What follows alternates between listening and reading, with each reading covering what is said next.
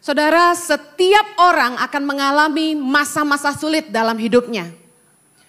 Tapi setiap orang bereaksi berbeda ketika masa sulit itu datang menghampiri mereka. Saya ingin beritahu bahwa penyertaan Tuhan tidak selalu ditandai dengan berkat keuangan.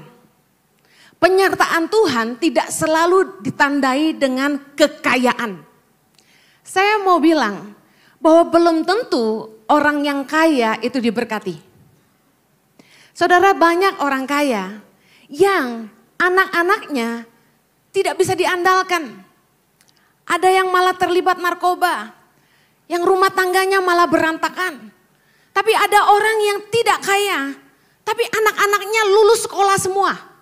Jadi sarjana semua, jadi dokter semua. Nah, Anda mau bilang penyertaan Tuhan adalah kekayaan. Saya sudah lihat sendiri, kekayaan bukan salah satu tanda aja.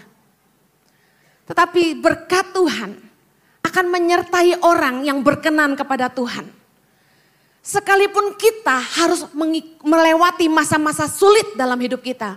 Melewati tantangan-tantangan, saya mau bilang ini. Selalu ada penyertaan Tuhan ketika kita bisa tetap bersuka cita di tengah tekanan. Ketika kita tetap bisa menjaga damai sejahtera di tengah-tengah masalah. Saudara, hidup melayani Tuhan itu tidak mudah. Orang-orang yang dipilih oleh Tuhan di Alkitab mengalami banyak kesulitan dan tantangan dalam hidupnya. Saya mau ambil contoh Maria. Kita tahu Maria dipilih oleh Tuhan untuk mengandung dari Roh Kudus. Pada zaman Maria tidaklah mudah untuk menceritakan kepada orang bahwa dia mengandung dari Roh Kudus. Apalagi zaman sekarang. Tahu-tahu ada anak gadis belendung perutnya, terus dia ngomong gini, dari Roh Kudus. Saya mau kasih tahu, gak gampang. Bisa ngerti maksud saya? Tapi Maria menerima tantangan itu. Saudara, pemilihan Tuhan dalam hidupnya, ketika Maria dapat perkenanan Tuhan, dia mendapat kasih karunia di mata Tuhan dan dipilih untuk menjadi bunda dari Yesus. Saya mau kasih tahu, justru mendatangkan dalam tanda kutip musibah bagi hidupnya. Dia harus lari. Dia pergi ke rumah Elisabet. Kenapa? Karena perutnya mulai kelihatan. Kalau dia tidak lari, orang-orang akan bunuh dia. Kemudian saudara tahu, kalau saudara pernah ke Israel, Maria duduk di atas onta atau kuda. Dia duduk dengan perut besar, jalan di padang gurun berhari-hari lamanya untuk cari tempat lari. Gak mudah, dia lewati kesulitan. Kadang-kadang orang-orang yang dipilih Tuhan justru menghadapi masa-masa sulit karena ketaatannya. Yang kedua, Yusuf, orang yang dipilih Tuhan. Yusuf gak pernah hidup gampang, saudara. Kalau saudara tahu firman Tuhan, Yusuf dari masa remajanya hidup susah terus. Dibenci saudara-saudaranya, dibuang ke sumur, dijual jadi budak orang. Dan gak cukup sampai situ, sudah jadi pembantu di rumah orang, ketemu bos yang genit. Difitnah, masuk penjara. Gak selesai sampai di situ, dia dilupakan sama temannya. Hidup Yusuf gak pernah enak. Tapi itulah cara Tuhan untuk membawa Yusuf kepada rencananya yang sempurna. Kalau mau jadi penguasa atas Mesir dengan jalan biasa-biasa, Yusuf harus jadi S1, S2, S3, S4, S-teler. Tapi jalan Tuhan lewat bawah tanah, Yusuf langsung dibawa keluar jadi penguasa atas Mesir. Mungkin ada di sini teman-teman yang ngalamin hal yang sama. Katanya ikut Tuhan diberkati, tapi kok justru masalah demi masalah. Saya mau bilang gini, bersyukurlah. Karena tanda-tanda orang yang dipilih Tuhan hidupnya tidak mudah. Katakan amin. Kita ini gak boleh jadi Kristen gampangan yang imannya murahan. Yang kalau AC kurang dingin, kursi kurang enak, gak mau ke gereja.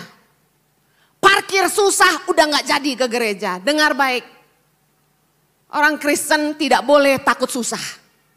Orang Kristen tidak boleh takut tantangan. Untuk apa kita punya iman kalau kita takut sama tantangan? Saya mau kasih tahu, justru masa sulit datang untuk membuktikan dia hidup dan dia berkarya dalam hidup kita. Katakan amin.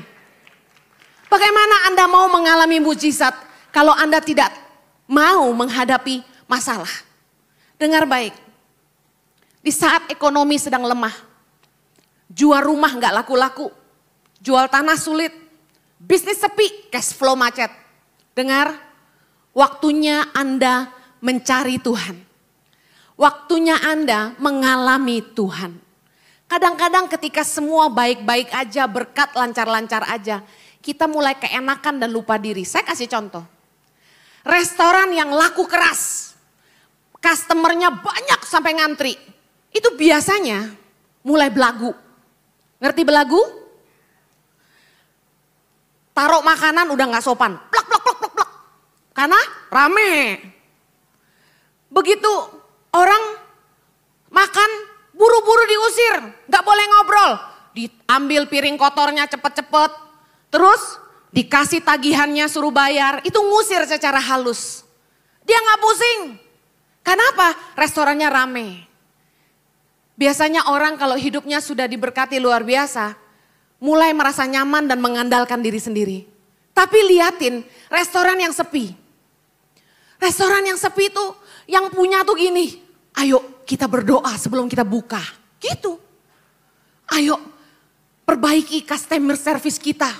Mungkin kita kurang ramah sama customer. Mungkin kurang hot penyambutannya. Ayo mungkin kita harus kasih bersih dikit restoran kita. Kita harus hias-hias dikit. Biasanya masa sulit membuat kita lebih kreatif. Kita mulai mikir, gimana caranya bikin produk baru supaya orang mau tetap beli. Bagaimana caranya supaya packagingnya lebih bagus. Bagaimana mikirin desain yang lebih kreatif yang anak muda zaman sekarang suka. Oke, kalau buka toko udah gak laku. Jalan apa yang lebih gampang? Oh, zaman sekarang jualan online. Orang mulai kreatif. Justru di masa-masa sulit adalah waktunya kita bebenah diri. Kita introspeksi diri. Dan kita mulai lakukan apa yang seharusnya kita lakukan. Yaitu satu, mengandalkan Tuhan. Katakan amin. Saudara, firman Tuhan berkata hidup adalah sebuah perlombaan. Dalam 1 Timotius 6 ayat yang ke-12 dikatakan gini. Bertandinglah dalam pertandingan iman yang benar. Dan rebutlah hidup yang kekal. Untuk itulah engkau telah dipanggil dan telah engkau ikrarkan ikrar yang benar di depan banyak saksi. Hidup ini adalah pertandingan iman. Mari bertandinglah dengan benar. Yang mau katakan amin. Saudara, saya mengutip apa yang Bapak Pendeta Ruben Hadi katakan dalam pastor message yang Anda akan saksikan nanti di akhir. Beliau mengatakan dalam 1 Korintus 16 ayat 8-9. Baca sama-sama. Tetapi aku akan tinggal di Efesus sampai hari raya Pentakosta. Sebab di sini banyak kesempatan bagiku untuk mengerjakan pekerjaan yang besar dan penting sekalipun ada banyak penentang. Dikatakan Rasul Paulus mengambil keputusan untuk tetap tinggal di Efesus. Padahal banyak sekali orang yang menentang dia. Aneh sekali, biasanya ketika kita masuk ke sebuah pelayanan dan di situ orang gak suka sama kita, orang nentang kita, biasanya kita gak mau lagi pelayanan di situ. Tapi Rasul Paulus malah mengatakan begini, aku akan mau tetap tinggal di sini karena di sini banyak kesempatan bagiku untuk mengerjakan pekerjaan yang besar dan penting. Bagaimana caranya Anda tetap bertahan di tengah-tengah masa sulit? Satu message saya malam ini. Hiduplah untuk sebuah tujuan. Live for a purpose. Kalau Anda punya tujuan dalam hidup ini, Anda ngerti Anda kemana mau lari. Anda tidak akan gampang menyerah apapun tantangannya. 1 Korintus 9 ayat 26 dikatakan begini. Sebab itu aku tidak berlari tanpa tujuan Dan aku bukan petinju yang sembarangan meninju. Seringkali ini yang terjadi sama kita. Kita pengen lari, tapi lari kemana? Kita mau semangat, tapi semangat untuk apa? Saya mau tanya Anda, apakah Anda mengerti tujuan hidup Anda? Anda ikut Tuhan lalu apa? Anda mau bikin apa dengan hidup Anda? Kalau Anda tidak ngerti tujuan hidup Anda, begitu tantangan datang Anda pasti menyerah. Saudara, setiap orang yang diciptakan Tuhan di dunia ini, mereka lahir dengan sebuah tujuan Tuhan dalam hidup mereka. Katakan amin. Saya nggak peduli anak itu lahir dengan cara apa, dari orang tua seperti apa. Tapi kalau seorang anak bisa lahir ke dunia ini, percayalah anak itu lahir dengan rencana Allah dalam hidupnya. Banyak pasangan yang menikah secara sah di gereja, diberkati catatan sipil. Tapi dengar, ketika kita bicara soal keturunan, ternyata gampang-gampang susah. Bukan masalah teknisnya. Masalahnya tidak segampang itu punya keturunan. Oleh karena itu, kalau seorang anak bisa lahir ke dunia ini, saya pastikan kepada Anda, anak itu lahir dengan rencana Tuhan dalam hidupnya.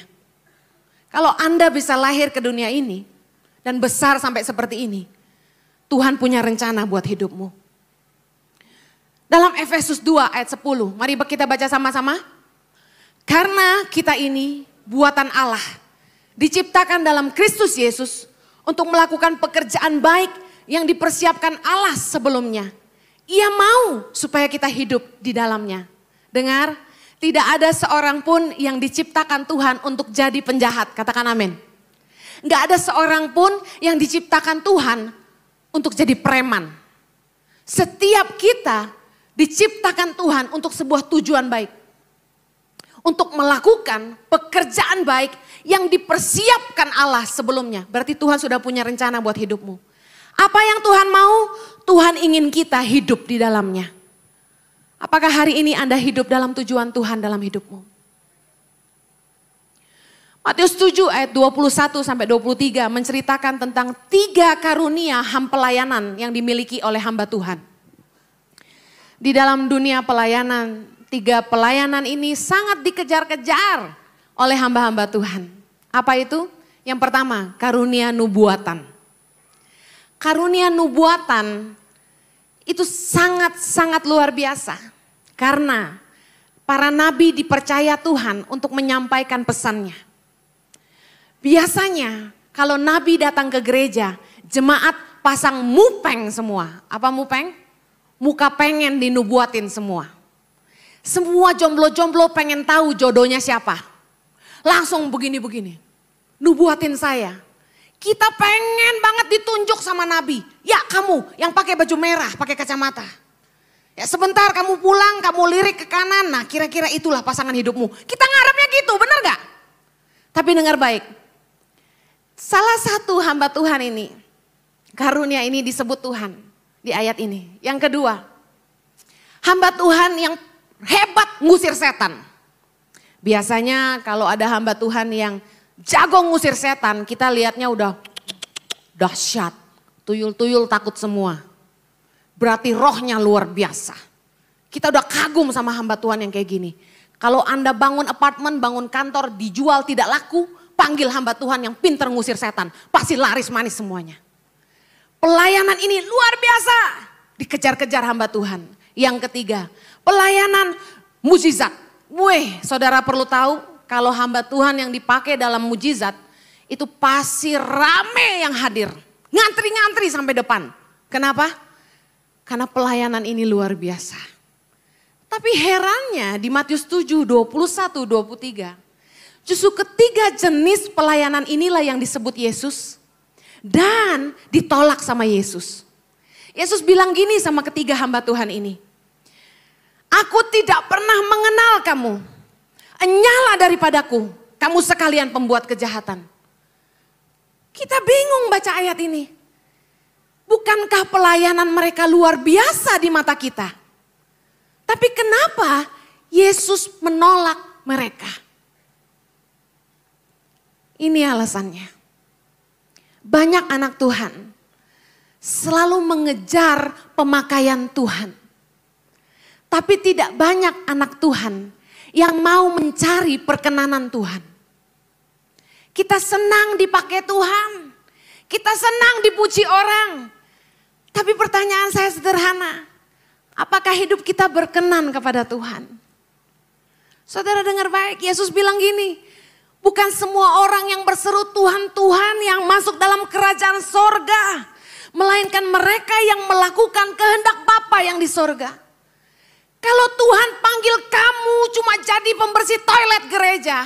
Tapi kalau memang itu panggilan hidupmu, saya mau kasih tahu, engkau berkenan kepada sorga. Jangan kejar-kejar pelayanan yang kelihatan orang. Seperti saya dulu. Dengar. Nubuatan itu tidak sempurna. Jangan pernah kejar-kejar hamba Tuhan. Jangan pernah mendukunisasi hamba-hamba Tuhan. Kita tuh pengen cari tahu kehendak Tuhan. Seringkali kita kejar hamba Tuhan. Om, nubuatin saya dong. Jodoh saya berapa? Siapa? Umur udah 35. Om, nubuatin saya dong. Kira-kira pelayanan saya apa?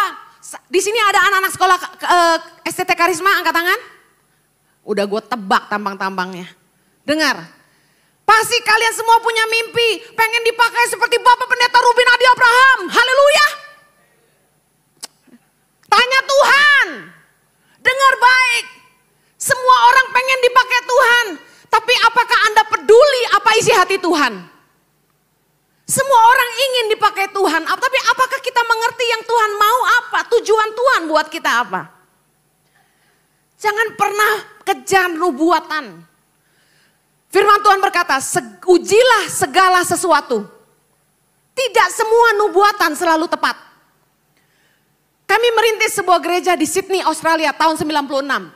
Jemaatnya mulai dari 22 menjadi 1.500. Hamba-hamba Tuhan besar datang ke gereja kami. 15 diantaranya nabi-nabi. Saudara, 10 dari 15 nabi yang ke gereja kami nubuatin saya. Saya heran kenapa wajah saya mengundang nubuatan. Saya sampai ngumpet di belakang drum. Tapi ada aja yang tunjuk saya dan bilang gini, hey you, the lady behind the drum. Kenapa saya takut dinubuatkan? Karena nubuatannya sama terus. Apa itu? God wants you to go to Bible college. The Lord wants you to go for full-time ministry. Terus ada lagi. God will put a new song in your mouth. And you will bring the new song to the people of the Lord. Ngerti gak artinya? Tuhan panggil saya untuk pelayanan sepenuh waktu jadi hamba Tuhan. Jadi saya harus sekolah Alkitab. Dan Tuhan akan memakai saya untuk menulis lagu, ceritanya gitu. Saudara, dari 15 hamba Tuhan 10 ngomong kayak gitu. Saya sampai teng. Kenapa? Karena saya dari dulu gak mau jadi pendeta. Kenapa? Jadi pendeta di mata saya waktu itu kayaknya kasihan, kere. Mesti ngandelin belas kasihan jemaat. Iya kalau jemaatnya baik kayak saudara, Pak Rubin enak. Kalau yang pelit-pelit, menderita you know. Pakai tas mahal dikit diomongin orang. Padahal dikasih orang. Pakai baju dikit diomongin orang. Tuh pelayanan cuma buat shopping. Suka-suka gua lah. Bener gak? Sebenarnya sih. Tapi dengar baik. Begitu kere dibilang apa? Kurang berdoa memang. Serba salah. Saya bilang gak mau. Saya mau jadi pengusaha. Tapi alhasil saudara, preman ini dipanggil Tuhan. Jadi hamba Tuhan. Saudara, saya membuktikan nubuatan itu tidak semuanya tepat. Hari ini saya bukan jadi Heni Simorangkir saudara. Saya jadi Heni Kristianus. Katakanlah kecemplung ke dunia. Hari ini saya bukan Heni Sahanaya. Boro-boro jadi Heni Raisya. Saya Heni Kristianus yang nolong orang miskin. Mana ada nulis lagu, gak bisa. Saudara, waktu saya sekolah di Hillsong, saking percaya nubuatan tanpa diuji, saya ambil Creative and Art majoring in vocal. Ngapain? Kerjaannya tuh belajar nyanyi mulai dari mama mama mama mama mama gitu-gitu deh. Terus nafas-nafas gak jelas. Bener-bener 2 tahun belajar nafas. Saya sampai ngomong sama guru vokal saya, udah bayarnya mahal 1 jam $70, 1 jam 700 ribu. Guru nyanyi. Saya protes sama dia. Pak, dalam bahasa Inggris ya. Kenapa? Saya cuma diajarin napas, napas, napas. Udah kayak ban kempes aja. Bayar dia $70 cuma jadiin saya ban kempes. Dia tiap hari ketemu saya kerjaannya gini. Ya, nafas. Diafragma. Understand? Gendutnya di sini. Terus lepasin. Bagus, bagus. Ulang-ulang dia bilang. 1 jam $70. Saya bilang gak karuan ini. Salah ini panggilan. Saudara dengar baik. Kalau orang bisnis, investasi 2 tahun belajar nyanyi. Kalau hari ini saya jadi Heni Sahanaya, cuan. Ngerti cuan? Untung. Profitable. Kenapa? Gak apa-apalah modal gua dulu. Habis buat bayarin guru nyanyi. Yang penting hari ini 1 lagu 50 juta. Masalahnya sekarang saya nyanyi gak ada yang mau bayar. Kurang ajar. Anak-anak Indonesia yang kelaparan, kagak kenyang denger saya nyanyi saudara. Yang ada tambah lapar, Mama Heni beta lapar. Mendingan kalau saya nyanyi hari ini, saudara urunan bayar 50 juta satu lagu. Anak Indonesia kenyang lah, sok lah sama saya diladenin. 12 lagu gratis lah. Dengar, saya habiskan tahun-tahun umur saya belajar hal-hal yang tidak ada hubungannya dengan panggilan Tuhan dalam hidup saya. Saya investasikan waktu saya, uang saya. Kerja keras di Australia saudara, bukan di sekolahin orang tua. Kerja keras supaya bisa bayar uang sekolah. Lihat hari ini, buang waktu banget, ngapain gua belajar nyanyi. Gak ada manfaatnya hari ini, gua khotbah, gak perlu tarik nada. Gak perlu. Teriak-teriak aja bisa. Lebih enak jadi pengkhotbah daripada paduan suara, you know. Harus pakai nada, kalau saya gak apa-apa, fales pun jadi. Dengar saudara, kalau kita gak ngenali tujuan Tuhan dalam hidup kita buang waktu, buang uang, buang tenaga. Investasimu gagal total. Pelayanan habis-habisan dari Senin sampai Senin. Duitmu udah berkantong-kantong kamu sumbangin untuk pekerjaan yang kamu pikir itu dari Tuhan. Padahal pada akhirnya kita gak ngerti yang Tuhan mau buat kita apa. Saya nyesel sampai hari ini. Kenapa gua gak belajar sosiologi? Kenapa gak belajar community development? Oh, tapi ada yang cuan. Apa itu? Dulu saya sekolah Alkitab, hari ini saya bisa bawa firman. Haleluya.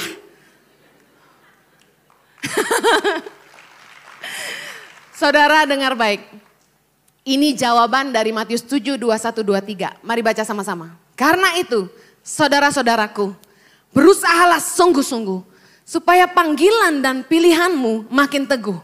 Sebab jikalau kamu melakukannya, kamu tidak akan pernah tersandung. Dengan demikian, kepada kamu akan dikaruniakan hak penuh untuk memasuki kerajaan kekal, yaitu kerajaan Tuhan dan juru selamat kita, Yesus Kristus. Kalau di Matius 7, 21, 23, ketiga hamba Tuhan yang melayani Tuhan dengan dahsyat itu ditolak di pintu surga. Tapi justru ayat ini menjelaskan, kalau kita sungguh-sungguh mengejar panggilan Tuhan dalam hidup kita, kita mendapat perkenanan untuk masuk dalam kerajaan sorga. Katakan amin. Dan lihat baik janji firman Tuhan. Kalau kita berusaha sungguh-sungguh untuk mengejar panggilan dan pilihan kita, janji firman Tuhan, kita tidak akan pernah tersandung. Apapun tantangannya dalam pelayananmu, asalkan engkau tahu itu panggilan Tuhan dalam hidupmu, kamu tidak akan pernah mundur. Saudara dengar, apakah gampang melayani Tuhan?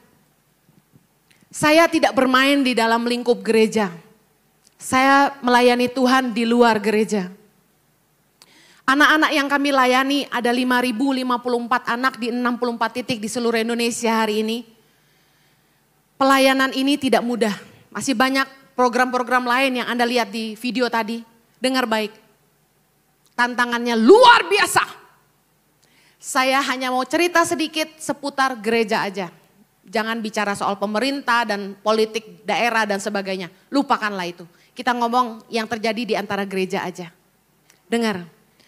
Saya dulu berpikir, kalau Tuhan panggil saya dan Jojo untuk misi di Indonesia, pasti gereja-gereja mendukung kami, betul?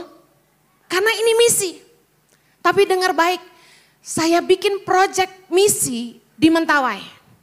Saya tawarkan ke gereja di Sumatera Utara, maukah adopsi proyek kami di Mentawai? Mereka nggak mau. Saya bikin proyek di Halmahera, Maluku Utara. Dan saya tawarkan gereja terbesar di Manado. Gembalanya sampai ikut saya ke sana. Saya bilang, Bu, mau nggak ambil alih pelayanan ini? Jadi berkatlah Manado untuk Halmahera Utara. Nggak mau. Saya mulai pusing. Ini gereja pada nggak mau misi semua, maunya apa? Belum lagi di lapangan. Di desa-desa di Indonesia ternyata gereja tuh ada mafianya. Saya baru tahu kalau di Maluku Utara gereja yang menguasai daerah itu adalah namanya. Di NTT Timor yang menguasai namanya. Di Sumba yang menguasai namanya. Saya baru tahu. Kalau GBI coba-coba masuk ke daerah mereka, awas saja. Dibakar gerejanya. Saudara, ngeri. Nah, waktu kami masuk ke pedalaman NTT di timur tepatnya. Timur Tengah Selatan. Saudara tahu apa yang terjadi? Pimpinan jemaat daerah wilayah itu menuliskan surat kepada semua pendeta di bawahnya. Jangan izinkan jemaat menyekolahkan anak-anaknya di sekolah Tangan Pengharapan. Kenapa? Nanti mereka dibaptis ulang. Kenapa? Karena mereka cuma percik, ngerti percik? Sedangkan GBI itu baptis selam. Jadi isunya saya ini pendeta GBI. Nanti anak-anak itu dibaptis ulang katanya. Yang kedua, nanti anak-anak kita di GBI-kan. Coba istilah baru tuh. Di GBI-kan. Saya sampai pusing membaca suratnya. Surat ini lembaran terbuka, disebar. Jangan menyekolahkan. Itu Tangan Pengharapan cuma jual anak-anak kita katanya gitu. Lihat, tantangan saya bukan orang yang tidak seiman. Tantangan kami di lapangan bukan orang-orang yang tidak seiman. Tantangan kami justru pendeta-pendeta, haleluya. Tantangan berikutnya, gak selesai. Ini saya cerita biar Anda ngerti, hidup itu tantangannya banyak. Kami kemanapun pergi selalu buka booth merchandise Tangan Pengharapan. Kenapa? Pertama, karena Tangan Pengharapan tidak punya konglomerat di belakangnya. Setiap bulan ngasih makan anak Indonesia gaji ratusan guru, itu kurang lebih 700 juta. Uangnya dari mana? Kami tidak punya gereja, tidak menggembalakan. Kami tidak punya bisnis. Kami tidak punya konglomerat. Kami tidak punya orang hebat, tapi kami punya Tuhan yang dahsyat. Amin. Nah, kemanapun kami pergi, kami selalu bawa merchandise Tangan Pengharapan. Karena begini, merchandise itu adalah ucapan terima kasih. Ketika orang menabur di Yayasan Tangan Pengharapan minimal 100.000, mereka bisa pilih kaos atau topi. Itu ucapan terima kasih. Nah, kami bawa merchandise ini kemana-mana, kemanapun kami khotbah, bahkan di perusahaan-perusahaan dan bahkan di universitas, dimanapun saya bicara pasti ada booth Tangan Pengharapan. Nah, 4 gereja besar, salah satunya 1 di Bandung, sudah ban Pak Jojo, nggak boleh khotbah lagi di gereja mereka. Kami tanya masalahnya apa? Kaos katanya. Karena jualan kaos jadi nggak boleh khotbah lagi. Yang terakhir memban Pak Jojo, bicara terbuka. Apa untungnya buat jemaat kami kalau Bapak jualan kaos? Bapak kan cuma diundang buat berkhotbah, bayangkan. Dengar itu hati saya luka luar biasa, kasihan suami saya. Gara-gara dukung pelayanan istrinya, dia sampai di-ban gak boleh khotbah di gereja besar. Saya percaya 4 pintu ditutup, Tuhan buka 10. Pelayanan ini milik Tuhan. Sepeser pun kami gak ngambil. Saya ngambil batik, ngambil kaos saja, saya bayar. Staf kami saksinya. Gak ngambil gaji sama sekali, bayangkan. Semuanya kami kasih buat Indonesia. Masih aja sulit. Tantangannya luar biasa. Dengar baik, apakah kami putus asa? No, kami tetap sukacita, semangat, bodoh amat. Maju terus, gak perlu pusing sama yang kayak begituan. Dengar, tantanganmu banyak, tapi jangan mundur. Justru lihat ini, sekalipun banyak penentang, tapi kita melihat ada pekerjaan yang besar dan penting yang harus kita kerjakan. Katakan amin. Haleluya. Saya sejak ngerti tujuan hidup saya tidak pernah nyerah.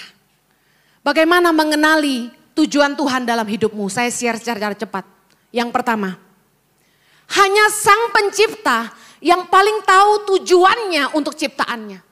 Only the Creator knows His purpose for His creation. Cuma Tuhan yang paling tahu apa tujuannya untuk hidupmu. Jangan tanya hamba Tuhan. Gak ada seorang hamba Tuhan pun yang bisa kasih tahu dengan persis kamu harus pelayanan apa. Ketika saya pulang ke Indonesia tahun 2006. Saya itu pulang Januari 2006. Tujuannya cuma satu, liburan. Bawa anak kembar saya, Putri, Chloe dan Zoe untuk berlibur di Jakarta. Saat saya lagi berdoa pagi, saat teduh, tiba-tiba Roh Kudus ngomong, Henny, selamatkan generasi. Saya bingung, generasi yang mana Tuhan? Selamatkan generasi. Tuhan kasih saya ayat banyak tentang generasi. Saya bingung, karena saya tinggal di Australia.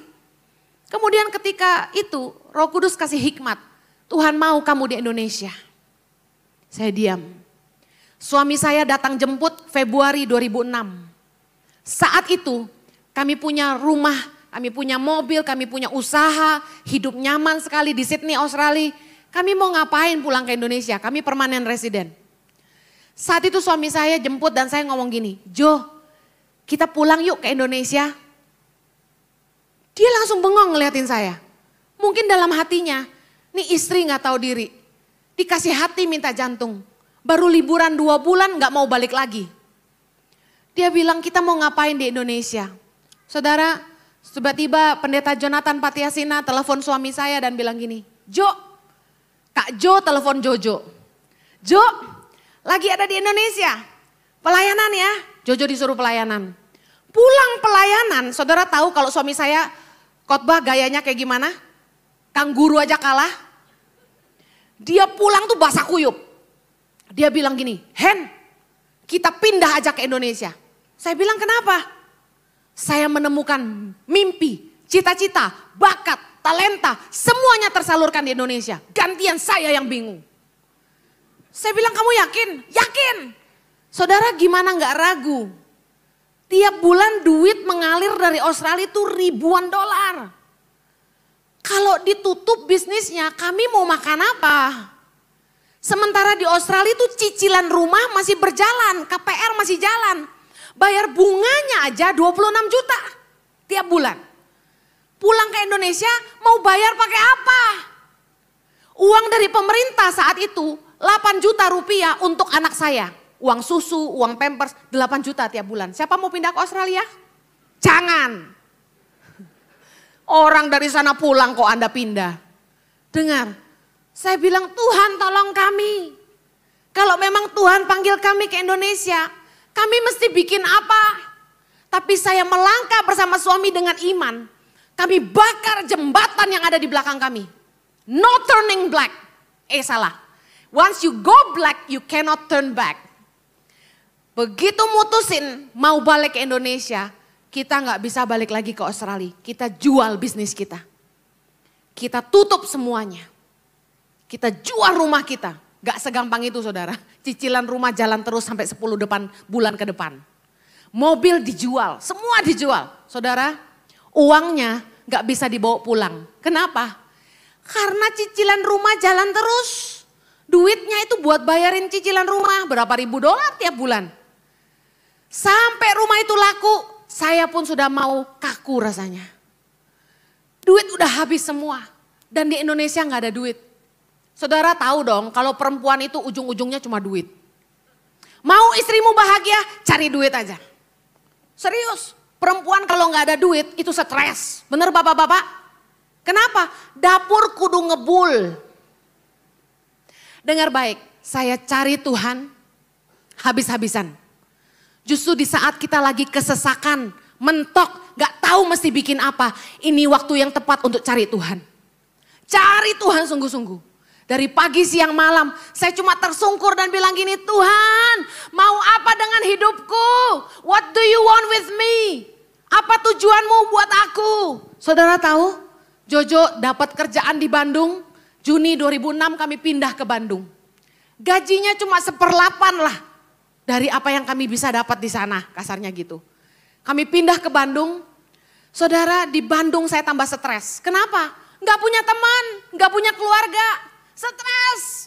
Saking depresi, maaf saya ngelantur sendiri, saya bilang gini, Tuhan kalau kuali saja tahu diciptakan buat apa?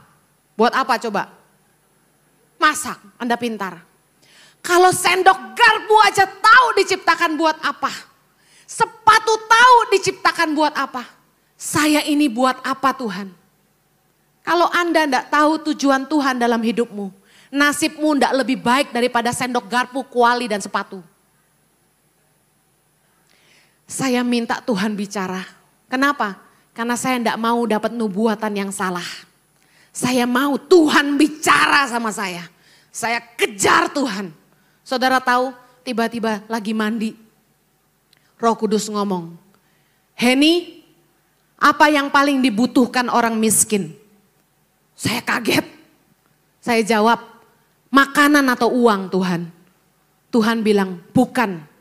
Yang dibutuhkan orang miskin adalah keluar dari kemiskinan. Kamu harus tolong mereka keluar dari kemiskinan. Saya bilang, Tuhan gimana caranya nolong orang miskin keluar dari kemiskinan? Tuhan bilang, beri mereka keterampilan. Supaya dengan keterampilan itu mereka bisa cari pekerjaan yang lebih baik. Bisa mendapat penghasilan yang lebih baik. Dan memberikan kehidupan yang lebih baik untuk keluarga mereka. Tolong mereka keluar dari kemiskinan. Saya gemeter saudara, cepet-cepet saya selesaikan mandi. Saya catat semua pesan Tuhan. Dan saya berdoa, saya bilang gini, Tuhan saya harus tolong siapa? Tuhan, orang miskin di Indonesia banyak, duitnya siapa? Duit saya udah habis-habisan saudara. Terus Tuhan ngomong gini, I will send people to help you. I will make churches to help you. You have to build network, you have to build partnership, and you have to be accountable. Tuhan pesan sama saya harus bisa dipercaya. Makanya kenapa sampai hari ini, biar saat saya susah, saya nggak pernah mencuri apa-apa. Saya masukin anak saya sekolah, saudara tahu, uang pangkal di Jakarta itu mahal banget mau pingsan. Apalagi sekolah Katolik Kristen. Aduh saudara, nggak ada diskon deh buat pendeta. Saya cicil saudara sampai 3 kali per anak. Saya mohon-mohon ke sekolahnya, 1 anak saya cicil 3 kali boleh? Boleh. Berapa lama? Pokoknya secepatnya saya lunasi, saya bilang. Maaf, saya sampai khotbah ngebut saudara. Supaya apa? Bisa bayar anak sekolah. Di tengah kesesakan saya tidak pernah mencuri apapun dari yayasan. Saya sekolahkan anak-anak pedalaman ini. Mereka butuh apa saya bayar. Mereka ke sekolah dari Kelapa Gading ke Bekasi. Mesti bayar angkot 3,5 juta, kami bayar. Tapi giliran anak sendiri mau sekolah, saya sampai nyicil 3 kali, bayangin. Dengar saudara, kami berjuang buat Indonesia. Gak mudah. Udah gitu aja masih banyak orang yang suka ngomong sembarangan. Tapi apa yang membuat saya kuat? Karena Dia bicara. Apa yang membuat saya teguh berdiri menghadapi tantangan? Karena saya tahu tujuan hidup saya. Dia bicara. Orang mau ngomong kosong kayak apa? Saya dengar Tuhan bicara. Itu bukan omong kosong saudara. Kalau Dia berfirman buat hidupmu, orang boleh ngomong apa aja. Tapi dia setia akan janjinya. Ini sudah 11 tahun lebih. Lihat hari ini ada 5.000 anak di 64 titik di seluruh Indonesia. Dia luar biasa. Amin. Janji Tuhan tuh ya dan amin. Kalau engkau tidak dengar suara Tuhan, engkau pasti ragu. Menghadapi pernikahan, dengar baik. Cari suara Tuhan. Bu Heni udah mau sicap 40. Ini gagal total perjuangannya. Udah hampir gak laku. Gimana Bu Heni? Jangan menyerah. Berserah. Jangan menyerah tapi berserah. Katakan sama-sama. Jangan menyerah tapi berserah. Beda. Bilang gini, Tuhan kalau boleh kirim jodoh yang baik. Takut Tuhan, cinta sama saya, setia, tanggung jawab. Kalau ada bonusnya ganteng dan kaya, haleluya. Tapi balik kepada Tuhan. Sekiranya Tuhan tidak berkenan, beri saya kekuatan untuk jadi jomblo aja. Amin. Saudara dengar, nikah tuh gak gampang. Dengerin dari Cici. Yang udah nikahnya sama hamba Tuhan. Pastor Jojo mah luar biasa. Masa sih masih menderita? Iya. 24 tahun bersama-sama. Jojo hari ini itu adalah buah dari kasih karunia. Amin. Aduh, saudara gak tahu aja.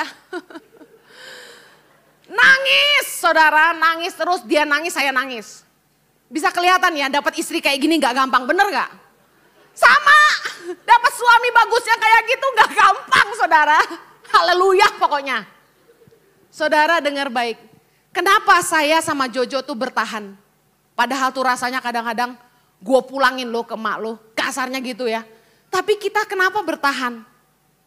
Gak gampang, tapi karena Tuhan bicara. Waktu saya mau nikah sama Jojo, dari umur 17 tahun saya berdoa, Tuhan siapa pasangan hidup saya? Tuhan udah ngomong, Jojo pasangan hidupmu. Seyakin itu coba. Dan ketika kami menikah, saya sempat hampir goyah ketika kami mau nikah. Ada pria lain yang lebih luar biasa lah gitu. Jangan cerita ya. Luar biasa lah pokoknya. Nah, saya mulai ragu, dia atau dia gitu kan. Saudara tahu tiba-tiba Tuhan bicara. Kalau engkau menikah dengan si A, engkau bahagia karena dia kaya.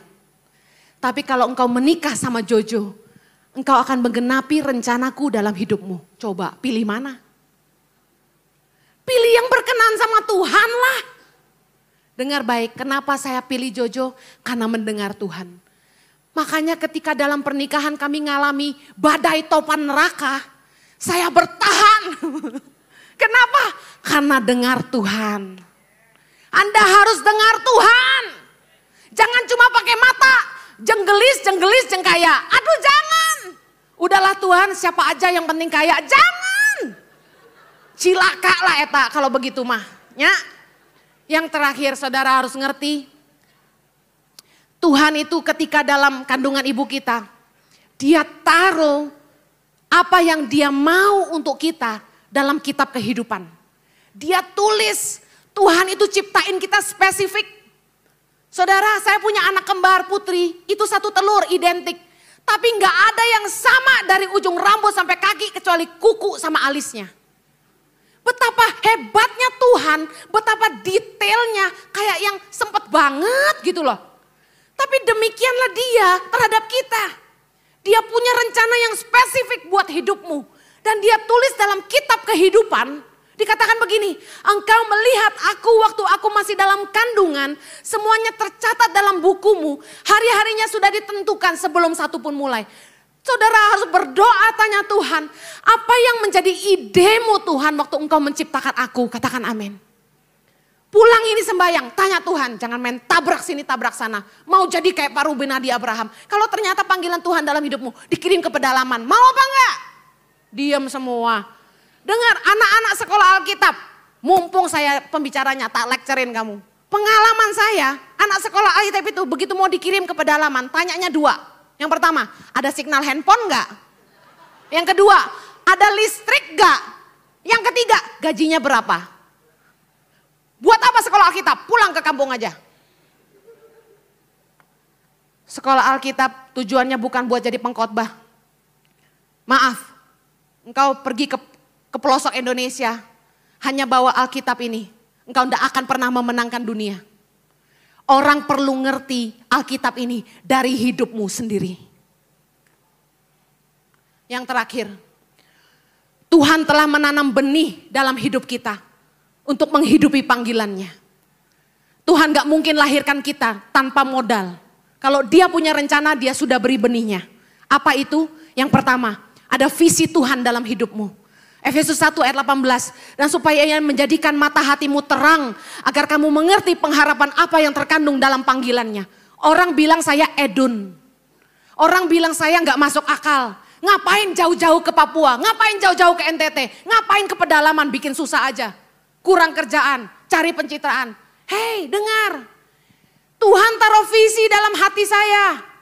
Indonesia 72 tahun merdeka. 35 provinsi saat ini.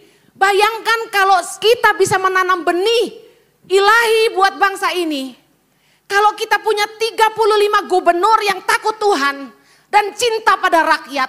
Tidak lupa dari mana mereka berasal. Mereka bangun daerah mereka. Maju nggak Indonesia? Itu visi kami. Menyiapkan benih-benih untuk Indonesia. Benih-benih ilahi yang takut akan Tuhan. Yang cinta sama rakyat. Yang tidak hidup untuk diri sendiri. Tapi sungguh-sungguh menjalankan amanahnya. Untuk mensejahterakan masyarakat. Dan keadilan sosial bagi seluruh rakyat Indonesia. Amen. Haleluya. Apa bedanya talenta dan panggilan? Talent makes you so good in doing something, but calling makes you passionate in doing it. Apa artinya? Talenta itu bikin engkau hebat dalam melakukan sesuatu, tapi panggilan itu membuat engkau bersemangat melakukannya. Coba foto ini nanti sebentar saya kasih kuesioner ya, siapkan handphonemu. God has given us the seed to live His purpose. Saya buktikan kepada Anda, benih itu ada dalam hidupmu. Saudara, Anda kuliah, semua ilmu itu hanya masuk di kepala. Tapi kekreativitasan, ide itu datangnya dari Tuhan. Anda kuliah arsitek, desain, Anda cuma belajar gambarnya. Tapi idemu menciptakan sebuah produk itu dari Tuhan. Saya buktiin. Coba berantem sama istri, terus ke kantor. Ada ide baru kah? Kenapa enggak? Karena benih itu Tuhan tanam dalam hatimu. Makanya Tuhan suruh kita jaga hati. Katakan amin. Cepat foto ini. Temukan apa yang Tuhan mau untuk hidupmu. Ada 10 pertanyaan yang saudara perlu isi di kertas nanti pulang. Tuliskan 10 hal terbaik yang Anda dapat lakukan dengan diri Anda. Jangan bilang saya ganteng, gak laku. Yang diakui oleh kebanyakan orang yang mengenal Anda. Multimedia tolong jangan dihapus. Ya, sorry, thank you. Oke, yang ketiga, yang paling Anda nikmati ketika mengerjakannya. Yang keempat, yang mau Anda kerjakan secara sukarela tanpa dibayar. Jangan emosi, tulis yang benar. Yang kelima, kemampuan terbesar yang Anda miliki secara otodidak atau alami.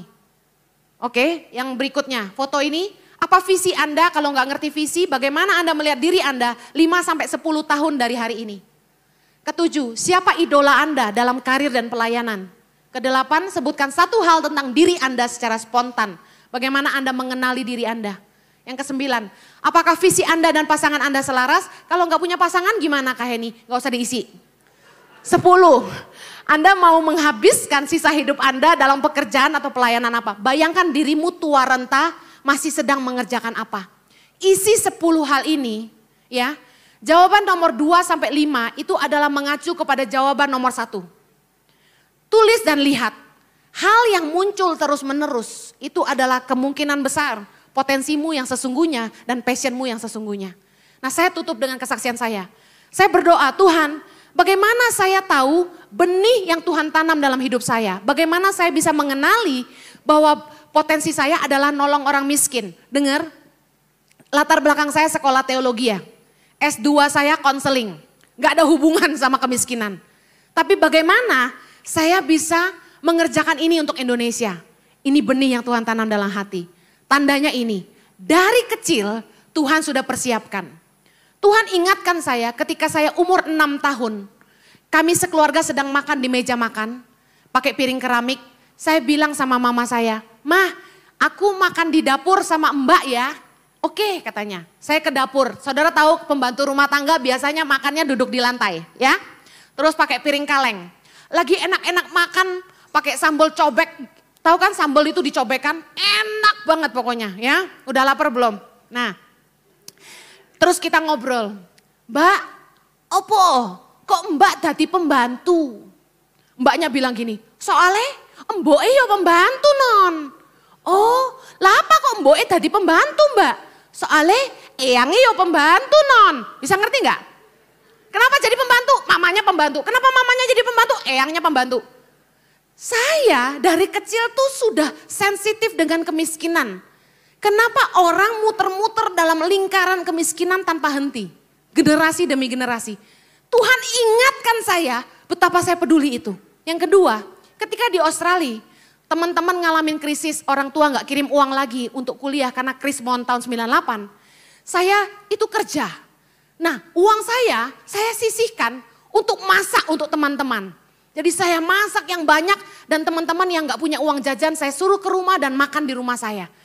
Ada kekuatan yang Tuhan berikan, saya sendiri pas-pasan tapi saya mau berbagi dengan orang.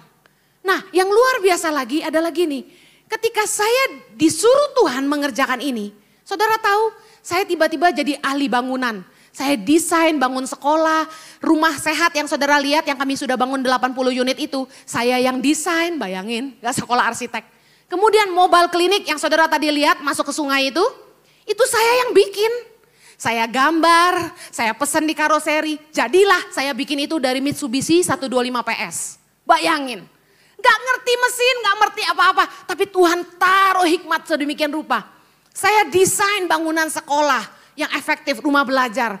Dari budget miliaran untuk bangun sekolah, saya bisa kecilin jadi cuma 300 juta. Saya gambar sendiri, saya atur sendiri. Kemudian mulai dari brosur yayasan sampai website semua. Desain-desain kaos, tulisan inspiratif, model-model batik. Semua saya tuangkan ke staf saya. Ayo bikin ini, ayo bikin ini, ayo bikin ini. Semuanya saya arahkan. Jadi Tuhan tuh luar biasa. Ada ilmu yang Tuhan tanam dalam hati kita. Saya selesai pesan saya, pulang ini. Cari Tuhan sungguh-sungguh, katakan amin. Justru saat engkau sudah mentok, banyak tantangan. Cari dia dan dengar suaranya. Lakukan dan temukan tujuan Tuhan dalam hidupmu. Saya jamin Anda tidak akan pernah menyerah. Katakan amin. Mari berdoa. Kiranya kasih karunia Tuhan menolong kami. Bukakan telinga rohani kami. Supaya kami kembali mendengar suara Tuhan. Tolong kami menemukan panggilan Tuhan dalam hidup kami yang sesungguhnya. Dan pakai hidup setiap kami untuk jadi berkat bagi banyak orang. Berguna bagi Tuhan. Hanya di dalam nama Yesus. Umat yang diberkati Tuhan, sama-sama kita katakan.